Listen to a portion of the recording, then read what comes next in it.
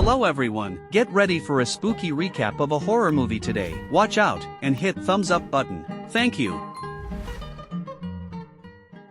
The protagonist of the movie is Jennifer Hills, a novelist from New York City. Being an independent woman, she is on her way to a small village in Connecticut, where she has rented a cabin. Jennifer believes that the serenity and calm environment of the place will help her overcome her writer's block. Reminds me of Alan Wake's great game, Pick It Up. After a while, she pulls over at a shop, where she is greeted by a shady-looking guy named Earl. He appears to be the owner of the cabin she has rented. Earl hands her the keys and gives her directions to the place. However, Jennifer doesn't pay much attention to this and simply leaves after thanking him along the way. She is mesmerized by the beauty of the countryside, but she also gets confused as all the roads seem to be the same, so she stops by a gas station to ask for directions. 3 men are working there, and all of them appear to be freaking perverts. From the moment Jennifer walks in, they begin staring at her in a creepy way. One of them, named Johnny, even attempts to hit on her, but Jennifer retaliates, causing him to stumble on a bucket of oil. This makes his friends Andy and Stanley burst out in laughter. Jennifer also drives off, and Johnny is clearly embarrassed by the incident. Nothing is more dangerous than an embarrassed idiot pervert. In the next scene, Jennifer finally arrives at the cabin, which is near a beautiful lake. She then unpacks her belongings and makes herself comfortable at night. She wastes no time and starts working on her new novel. By the looks of how she is writing, it appears that the isolated setting is helping her concentrate. The next morning, as Jennifer is relaxing by the lake, she hears some strange noises, but she chooses to ignore them, believing that it must be some animal. However, in the evening, the noise continues to persist. This annoys Jennifer as it is interfering with her work, so she decides to investigate the source of the noise. After a while, she comes across a nearby shed,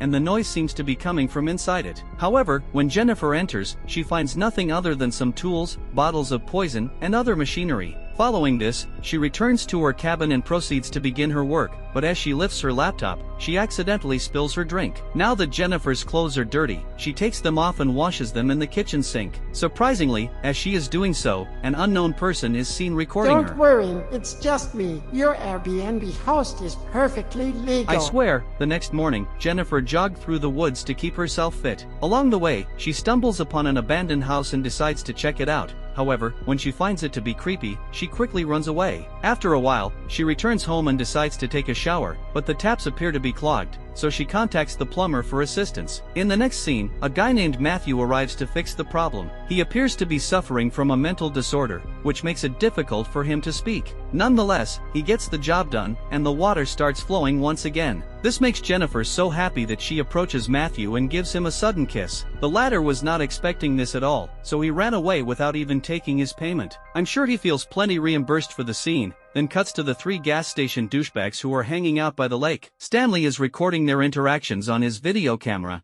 as he has a passion for this. Just then, a panicked Matthew comes running towards them and explains how Jennifer kissed him earlier. Johnny thinks he's bluffing, but Stanley says it might be true. He then shows them the secret footage of Jennifer he took the other night. Since she was barely dressed, the group believes that she wants to have some fun, so they make an evil plan to confront her later that evening. Jennifer is awakened by some strange noises. Scared, she decides to check it out and discovers that there's a dead bird outside. When she returns to her room, she finds her laptop open, and the wallpaper is of the 3 guys from the gas station. I'm surprised they were smart enough to pull that off. This makes her realize that her house has already been infiltrated, as Jennifer desperately screams for help. Johnny, Andy and Stanley surround her from different directions. Then Matthew is also dragged into the room. He doesn't want to be here, but because of pure pressure, he relents the group. I'm going to make an executive decision here and skip this part. I don't understand movies that glamorize this kind of stuff, and I don't understand the kind of audience that appreciates it either. I'm going to assume there's not a whole lot of nuance here, and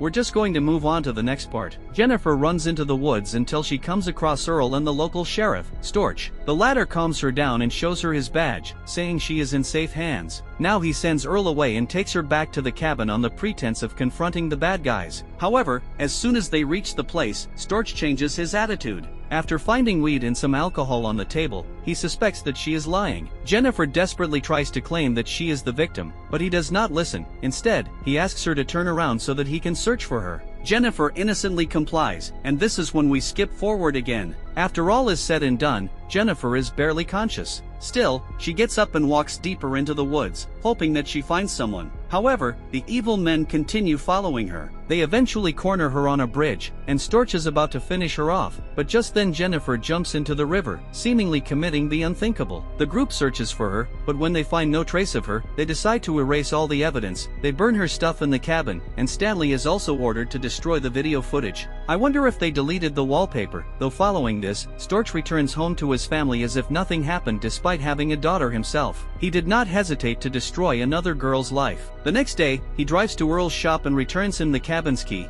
lying that Jennifer left without any notice. The movie then cuts to several weeks later, and the evil gang seems to have put the incident behind them. They are living normal lives, drinking beer, and having fun. The only one who appears to be affected is Matthew, as he spends most of his time alone, regretting his actions. One day, as Johnny is chilling outside his house, Stanley comes running to him with some bad news. He reveals that someone has stolen his camera, and it had controversial footage that he didn't destroy earlier. This sends Johnny into a fit of rage, and he immediately attacks his friend for putting their lives at risk that night. As Johnny is alone at home, a noise startles him. When he goes outside to check, he finds a dead bird. Thinking it's some kind of prank, he kicks the bird away and goes to sleep. However, the noise persists, prompting him to check again. To Johnny's shock, the dead bird is somehow resurfaced. It's almost as if someone is playing with him. Johnny says, "Stop bringing me birds, you stupid cat," and then angrily goes inside and grabs his gun, but when he comes out, he finds Jennifer's slipper on his porch. This scares him, so he furiously looks around the area but finds no one else. As Storch returns home from work, his wife hands him a package, saying an unknown person delivered it. The sheriff believes that he's received an early Christmas gift, like the idiot he is, but to his horror,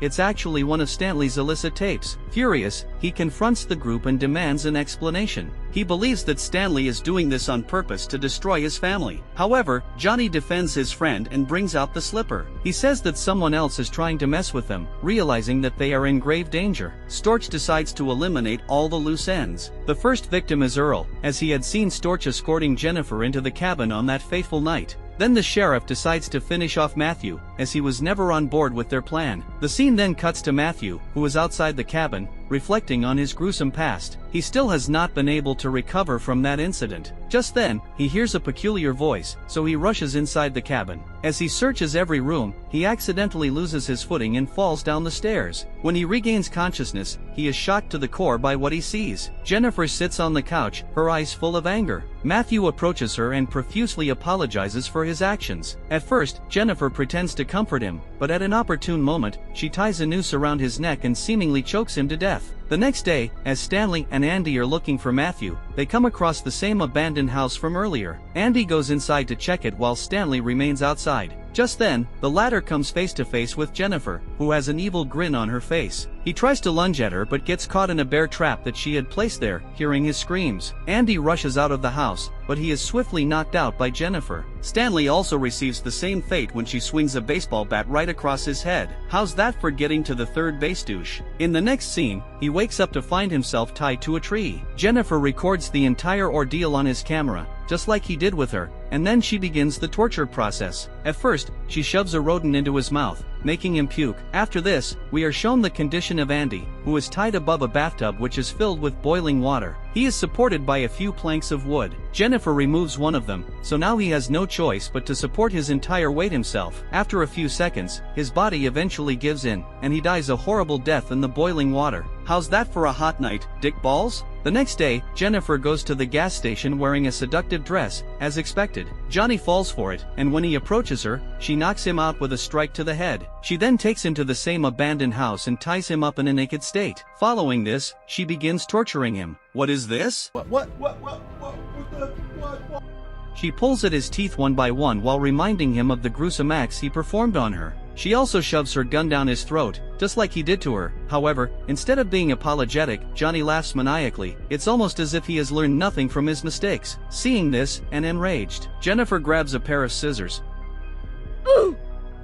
Johnny dies the next day. As Storch is driving, he receives a call from his wife. She mentions that their daughter's teacher is here, and she wants to speak with him. When Storch learns that she is none other than Jennifer, he is taken aback. He turns his car around and rushes home, fearing for his family's safety. But by the time he arrives, he learns that the teacher has already taken their daughter to the park. Terrified, he rushes to the location and starts looking around. but out of nowhere, Jennifer ambushes him from behind and knocks him out. When Storch wakes up, he finds a rifle shoved inside his back. Jennifer pushes it in even further, causing him to scream in pain. She then walks across the room and uncovers a man who turns out to be Matthew. The guy is still alive, but he is unconscious. Jennifer ties a string around his hand, and the other end is attached to the rifle's trigger. She explains that if Matthew moves by even a bit, both of them will be killed. She then walks out of the room, leaving the men at the mercy of their own fate. Soon, Matthew awakens, and when he finds himself in this shady room, he immediately panics. This results in both of them being killed on the spot. The movie ends as Jennifer faintly smiles. She has finally completed her revenge. Subscribe for more videos like this, turn on notifications, and leave a like to help the channel out. Thank you for watching.